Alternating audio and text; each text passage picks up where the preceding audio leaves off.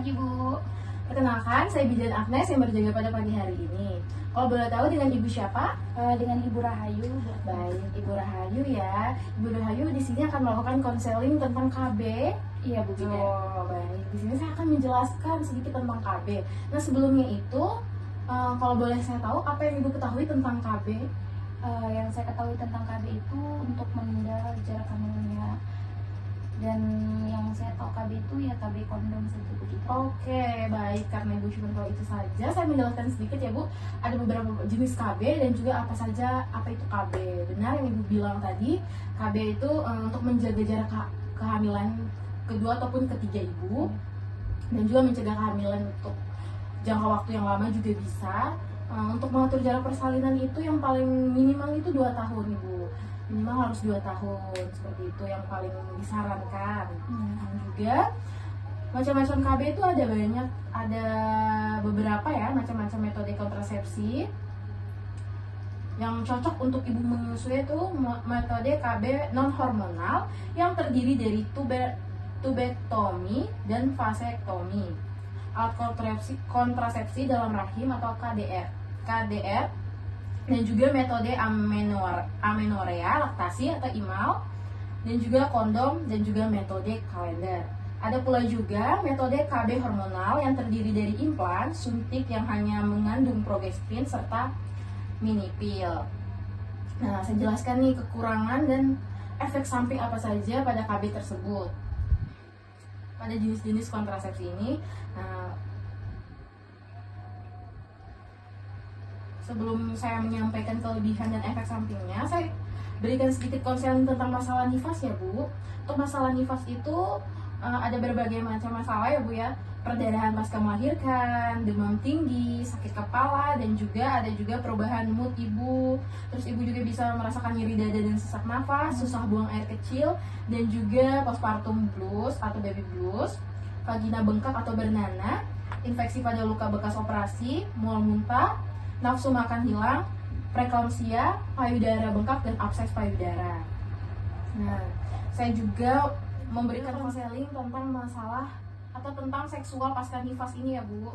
Saya berikan konselingnya sedikit, yaitu ibu boleh melakukan kembali hubungan seksual setelah 6 minggu persalinan, Ibu.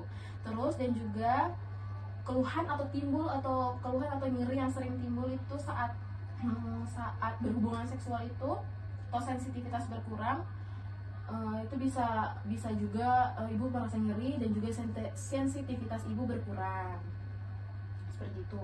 Dan juga untuk cara mengatasi keluhan ibu, untuk melakukan seksual pasca nifas ini, mohon maaf sebelumnya Ibu, saya berikan juga konseling tentang masalah atau tentang seksual pasca nifas ini ya, Bu.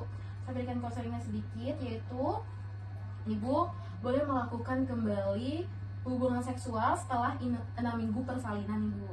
Terus dan juga keluhan atau nyeri yang sering timbul itu saat berhubungan seksual itu, atau sensitivitas berkurang, itu bisa juga ibu merasa nyeri dan juga sensitivitas ibu berkurang, seperti itu. Dan juga untuk cara mengatasi keluhan ibu, untuk melakukan seksual pasca nifas ini, mohon maaf sebelumnya Ibu, saat Ibu berhubungan, kalau Ibu merasa sakit, Ibu berterus terang saja pada suami Ibu. Dan juga Ibu bisa juga memakai pelumas atau gel supaya licin. Dan juga Ibu bisa saat berhubungan, suami juga beritahu pada suami nih untuk harus berhati-hati dan juga harus sabar karena ibu habis melahirkan, habis pas lagi masa nifas, lagi masa pemulihan otot-otot vagina. Nah, juga ibu bisa ungkapkan cinta supaya lebih sensitif lagi, lebih nyaman lagi saat berhubungan. Ibu bisa mengungkapkan cinta dengan cara lain seperti mengungkapkan kata-kata sayang ataupun cara yang lainnya yang sering ibu lakukan bersama suami. Dan harus melakukannya harus hati-hati ya. Nah, sebelumnya juga ibu harus, sebelum berhubungan, yang paling sangat penting yaitu sebelum berhubungan ini ibu bisa langsung melakukan program kontrasepsi agar tidak terjadi kebobolan, seperti itu, Bu. Jadi agar tidak terjadi ibu langsung kebobolan gitu karena tidak memakaikan tidak memakai kontrasepsi. Ibu juga bisa, kalau ibu belum masih takut untuk melakukan KB, ibu bisa menggunakan dulu kondom yang akan dipakai oleh suami, seperti itu. Ya, Bu Bidan. Nah, apakah ada yang mau ditanyakan? Berarti yang tadi itu efek sampingnya berarti itu semua untuk alat kontrasepsi ya? Tidak semua sih Bu. Nah, saya jelaskan ya Bu. Apa saja efek sampingnya nih. Efek samping yang untuk IUD itu, penggunaan IUD, efek samping yang paling umum adalah terjadi perubahan siklus haid, umumnya pada 3 bulan pertama atau kurang atau setelah 3 bulan. Dan juga bisa haid lebih lama dan banyak. Perdarahan antara menstruasi saat haid lebih sakit kalau pemasangan IUD. Ini efek samping dari IUD. Keuntungan IUD itu sangat efektif ya Bu, karena pemasangan IUD itu harus 5 tahun seperti itu Bu.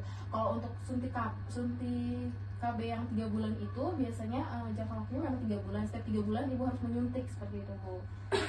Dan juga yang juga ada implan. KB implan juga sama juga 5 tahun juga.